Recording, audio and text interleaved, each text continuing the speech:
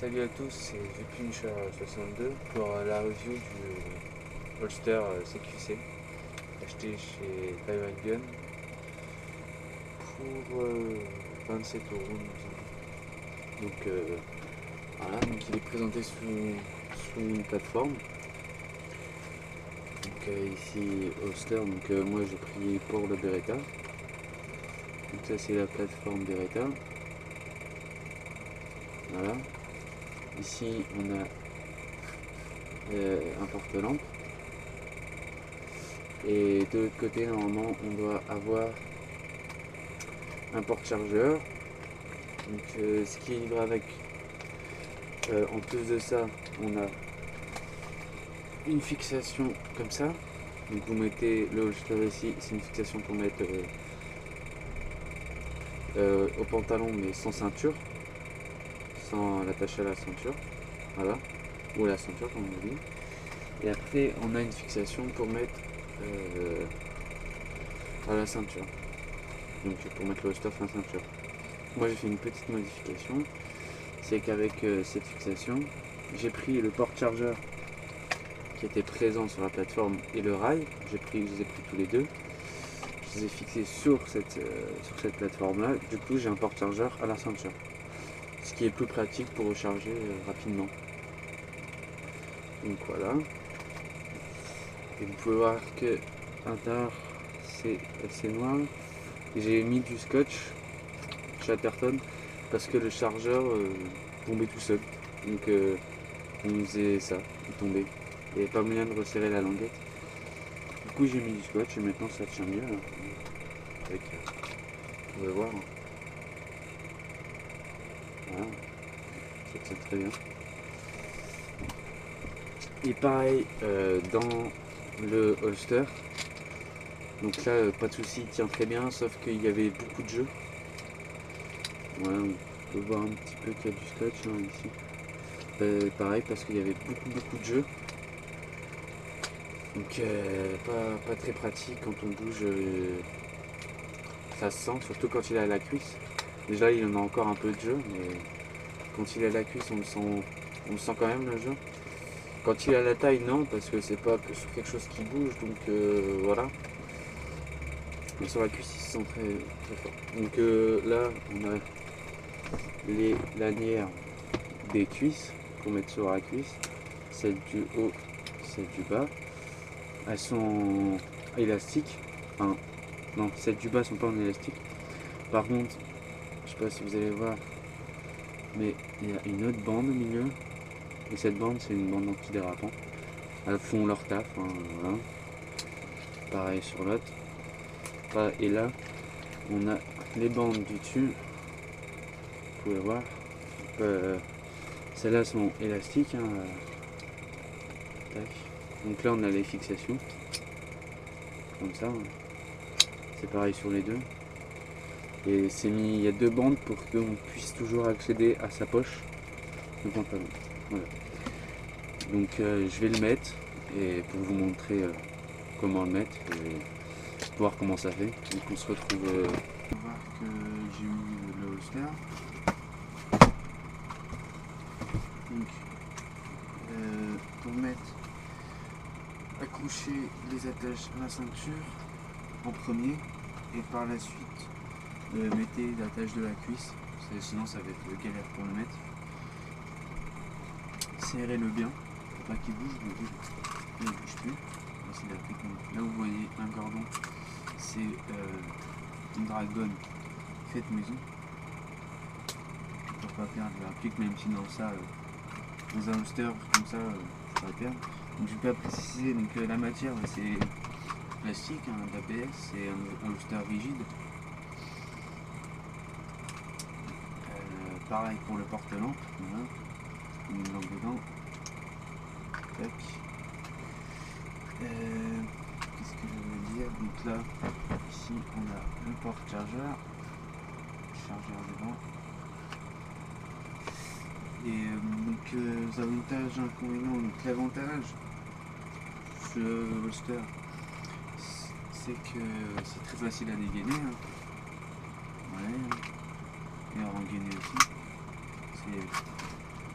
en une seconde on a dégainé, on peut engainer. Contrairement au holster normal, donc je l'ai pas sous la main là, mais les holsters avec les scratchs ou les boutons qu'il faut refermer, tu mets 10 secondes pour enlever le scratch, et ici tu sur un bouton, tac, c'est vite enlevé quoi. C'est très très pratique. Après c'est un coup de main à prendre, hein.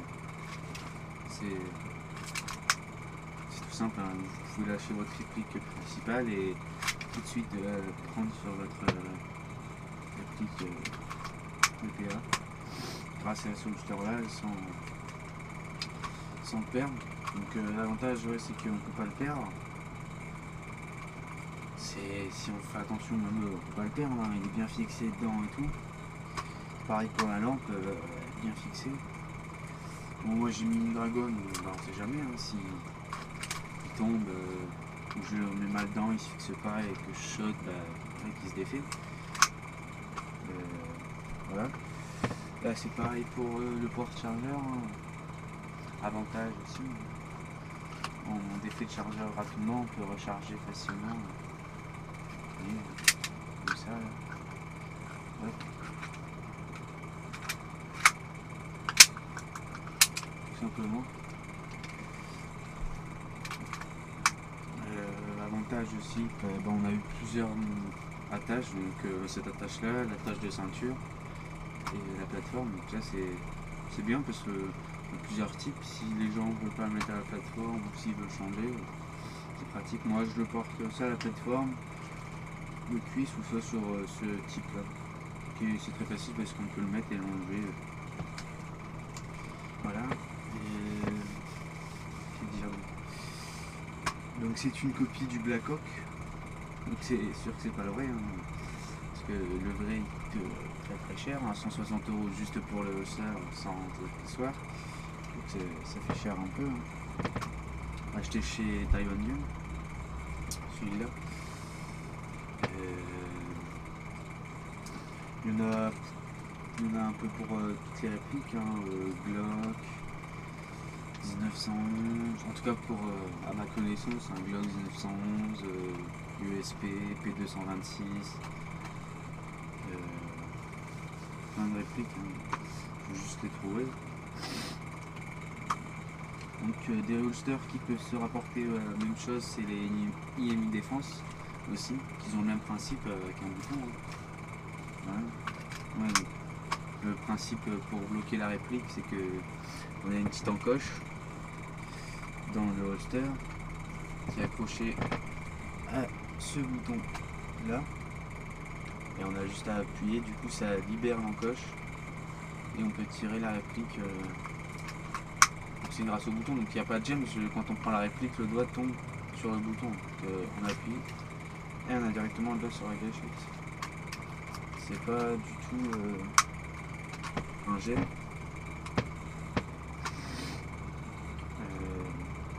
Avantage aussi. Inconvénient, c'est que comme je l'ai dit, c'est un holster propre à la réplique, donc on peut mettre qu'une réplique dedans. Donc là, comme c'est un holster CQC pour Beretta, donc on peut mettre que des Beretta dedans.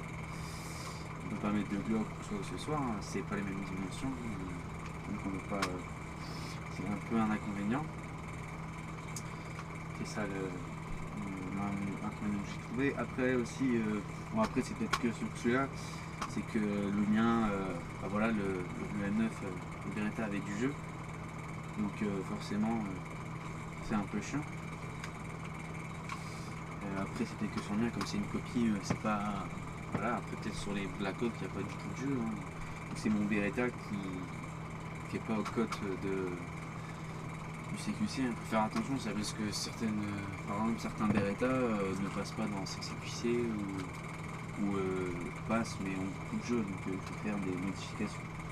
C'est pareil pour ça. Donc c'est un inconvénient, ouais. Avantage, le prix. Avantage, oui, le prix que j'ai payé, 26 €, c'est pas très cher. Je l'avais vu sur le site Héritage Airsoft, il était à 40 €. Et là, comme je l'ai vu sur le site Time & Gun, comme j'ai fait une grosse commande, autant commander 25 € pour ça. J'étais content.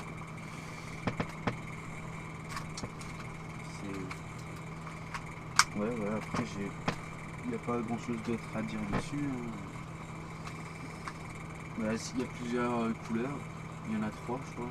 Il y a tan, il y a noir et il y a OD. Donc moi j'ai couleur tan, parce que ma tenue est pratiquement tout en tan.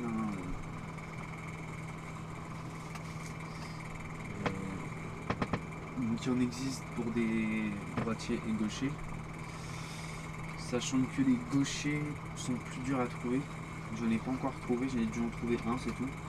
Mais les holsters CQC gauchers sont plus durs à trouver que les holsters droitiers. Ce qui est un peu déplorable parce que ceux qui sont gauchers et qui veulent en avoir un ont plus de mal à le trouver. C'est un peu... c'est dommage. Bon, sinon, ouais, voilà. J'ai pas... que dire d'autre. Ah oui, sur bien le rail pour le porte-chargeur. Donc le rail qui est en dessous. En fait, le porte-chargeur sur le rail ne tient pas beaucoup. Du coup, dès que vous sautez, en fait, le porte-chargeur se barre. Donc moi, ce que j'ai fait, c'est que j'ai mis pareil, j'ai remis une couche de scotch sur le rail. Et du coup, ça fait une épaisseur en plus pour le porte-chargeur. Et là, il bouge plus, quoi. Je galère à l'enlever. Mais sinon, ouais, c'est très pratique. Allez, j'ai oublié de dire, les fermetures, tout simplement, c'est des clips, comme ça. C'est pratique. Hein. Vous pouvez enlever votre holster sans enlever les fixations. Donc, tac, ici. Et puis, hop. Et hop, j'ai enlevé les 2 fixations. Et vous l'enlevez, et comme ça, vous avez... Par exemple, quand vous avez fini votre partie, vous voulez l'enlever, pas de souci. Et pour remettre, bon, ça va comme il est bien serré là, vous voyez, il ne bouge pas trop. Mais il vaut mieux fixer l'ensemble, c'est toujours mieux. Et aussi, on peut toujours accéder à la poche. Vous pouvez voir, enfin, là, j'ai un peu mal mis pour que j'avance cette fixation ici. Mais sinon, on peut accéder à la poche. Hein. Voilà. Toujours accéder à la poche. C'est pratique, contrairement à certains holsters où c'est une grosse bande qui vient se mettre ici. Voilà, c'est pas... Sinon, que dire d'autre, pas grand chose. Hein. Je crois que j'ai tout dit. Ouais, il me semble que j'ai tout dit.